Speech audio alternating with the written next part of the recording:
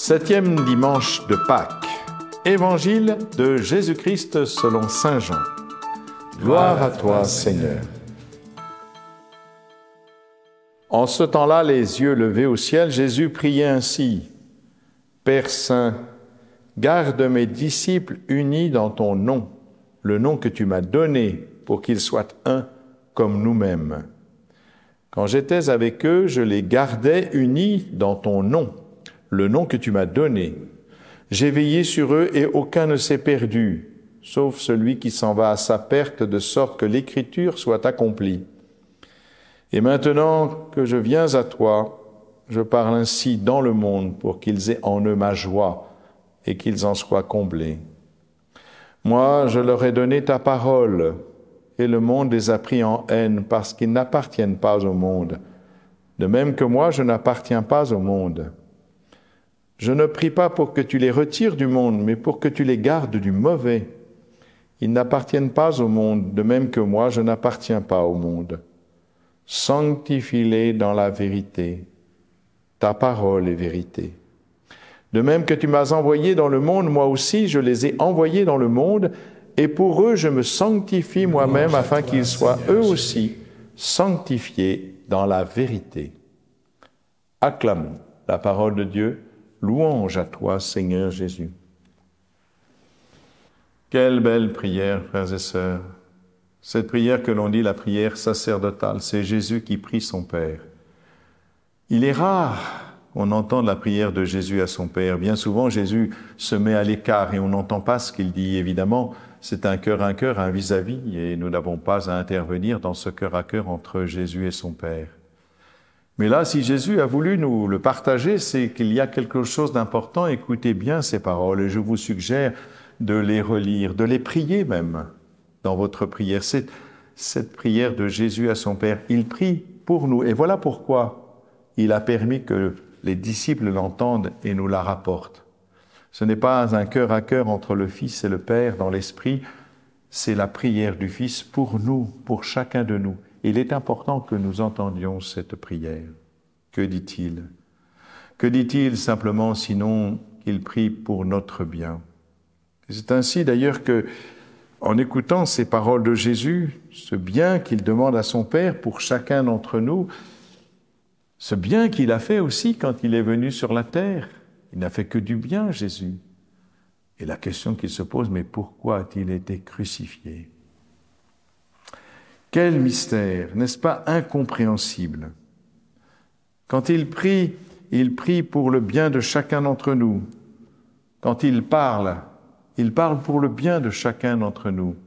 Quand il agit, il fait du bien pour chacun d'entre nous, guérissant les malades, libérant les possédés, pardonnant aux pécheurs, ressuscitant les morts. Ces paroles sont des mots de paix et d'amour, fondés sur l'accueil mutuel, le pardon, et il va jusqu'à pousser ses disciples à aimer leurs ennemis.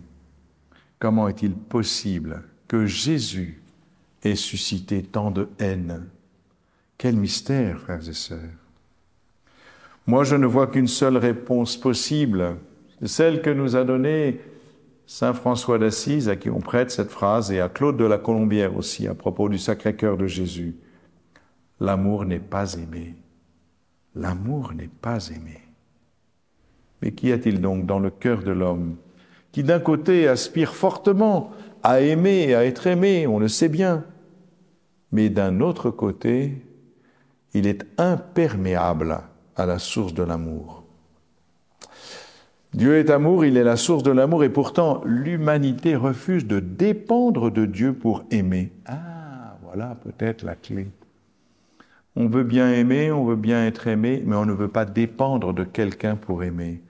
La tentation éternelle de l'homme, c'est de se faire comme Dieu, c'est-à-dire de se donner à soi-même son existence, sa vie, la manière de définir le bien et le mal. C'est la question justement de la connaissance du bien et du mal, de cet arbre, en effet, dont Dieu dit qu'il ne peut pas être touché par l'homme, tout simplement parce que l'homme n'est pas capable de savoir jusqu'où le bien peut aller et jusqu'où le mal peut nous détruire.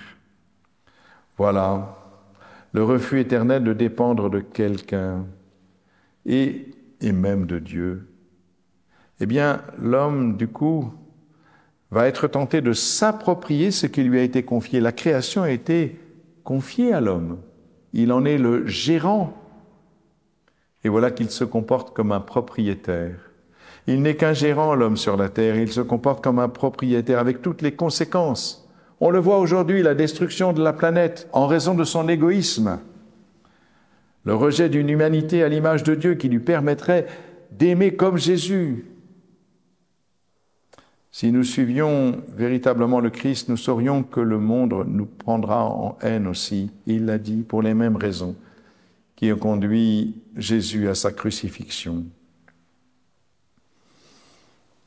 Ne soyons pas étonnés, frères et sœurs, que nous soyons brocardés, que nous soyons moqués, et même dans certains pays durement persécutés.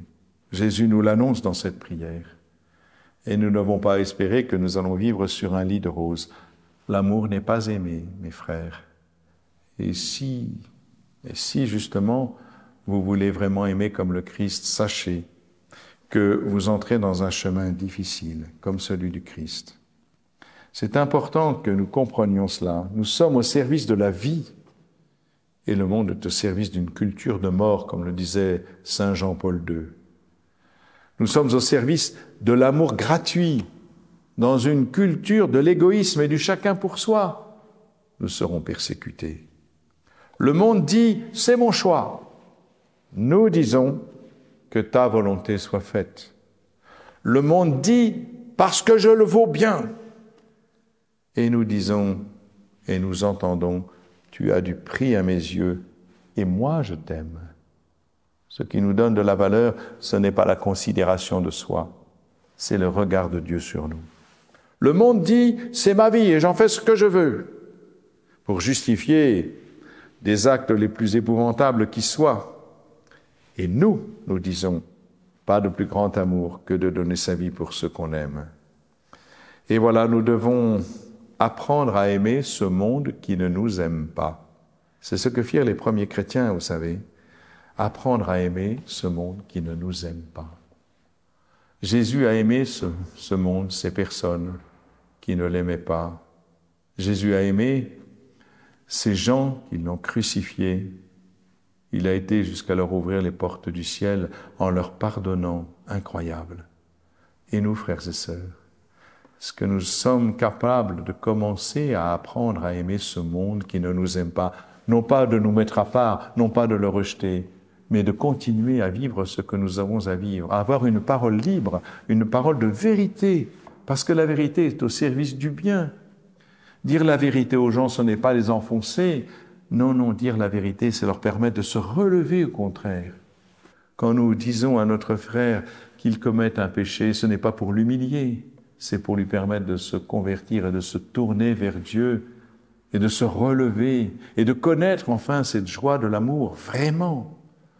Voilà, ce monde ne nous aime pas, mais nous aimons ce monde. Et quelque part, nous devons continuer à vivre dans ce monde, avec ces gens qui quelquefois ne nous aiment pas. Et leur dire que jusqu'au bout, il y a un chemin et un jour, ils trouveront la lumière parce que nous avons été fidèles pour tenir le flambeau. Si nous ne tenons pas le flambeau, ils ne trouveront pas la lumière. Le flambeau n'est pas facile à tenir quand on vous donne des coups, et pourtant il faut le tenir coûte que coûte, parce que c'est cela qui permettra à tous ces gens qui ne nous aiment pas de trouver la lumière. Voilà, le Seigneur l'a dit très clairement, nous l'avons entendu. Je parle ainsi pour qu'ils aient en eux ma joie et qu'ils en soient comblés. Vraiment, frères et sœurs, si vous vivez comme cela, vous connaîtrez la seule joie profonde, celle que le Christ nous communique. Amen.